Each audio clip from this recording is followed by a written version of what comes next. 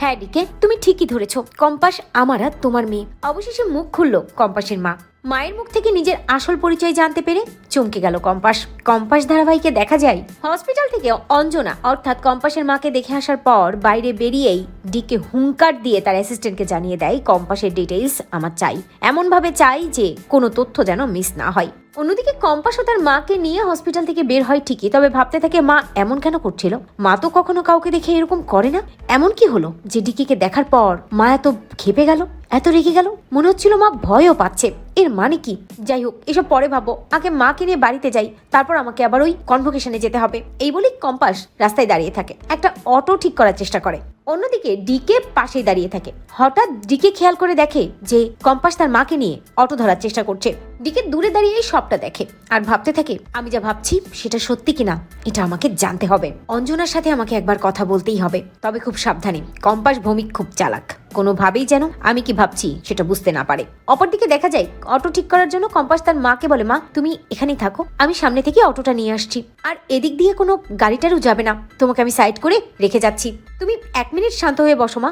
এই বলে compass auto ঠিক করার জন্য একটু সামনে এগিয়ে যায়, আর ঠিক তখনই ডিকে কম্পাসের মায়ের কাছে এগিয়ে যায় এবং কম্পাসের মায়ের সামনে গিয়ে দাঁড়ায়। কম্পাসের মা আবারও ভয় পায় ডিকেকে দেখে, জড়সড় হয়ে যায় কম্পাসের মা। অন্যদিকে ডিকে বুঝতে পারে যে অঞ্জনা তাকে দেখে ভয় পাচ্ছে, পুরনো অনেক কথায় অঞ্জনার মনে পড়ছে। ডিকে একটু নাটক করে কম্পাসের মাকে বলে, অঞ্জনা আমাকে চিনতে পারছো? মনে পড়ছে আমার কথা?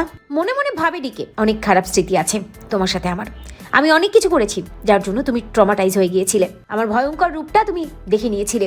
অন্যদিকে কম্পাসের মা কল্পনা করতে থাকে কিভাবে ডিকে তার উপর অত্যাচার করেছে, কত মারধর করেছে, সবটাই ভাবতে থাকে কম্পাসের মা, আরো বেশি ভয় পেয়ে যায়। অপরদিকে ডিকে বুঝতে পারে কম্পাসের মা তো ভয় পেয়ে যাচ্ছে, তাই নাটক করে কম্পাসের মাকে বলে, অঞ্জনা আমি আর আগের মতো নেই, আমি বদলে গেছি, তুমি যাকে দেখছো সে এক অন্য মানুষ, নিজের পরিবারকে হারিয়ে, নিজের স্ত্রী সন্তানকে হারিয়ে সে এক অন্য মানুষ হয়ে গেছে। মনে মনে ভাবতে থাকে ডিকে, এই নাটক করেই তোমার থেকে আমাকে সত্যি জানতে হবে অঞ্জনা, হবেই সত্যি জানতে। ডিকে কম্পাসের মাকে বলে, আচ্ছা অঞ্জনা আমাকে একটা কথা বলো তো, আমাদের তো একটা মেয়ে ছিল, তবে কি ওই কম্পাসই আমাদের মেয়ে? কম্পাসের মা চুপ করে থাকে, কি উত্তর দেবে বুঝতে পারে না, বেশ ভয় পাই, ভাবতে থাকে কত ভয়ঙ্কর রূপ ছিল এই লোকটির। অন্যদিকে দেখা যায় কম্পাস অটো ঠিক করে মায়ের কাছে এসে থামে এবং কম্পাস দেখতে পাই তার মায়ের কাছে ওই ডিকে হাঁটু কেড়ে বসে কি যেন ফিসফিস করে বলছে। শুনে কম্পাস চমকে যায়, ভাবতে থাকে এ কি বলছে ডিকে আমার মাকে, আবার ভয় দেখাচ্ছে না তো?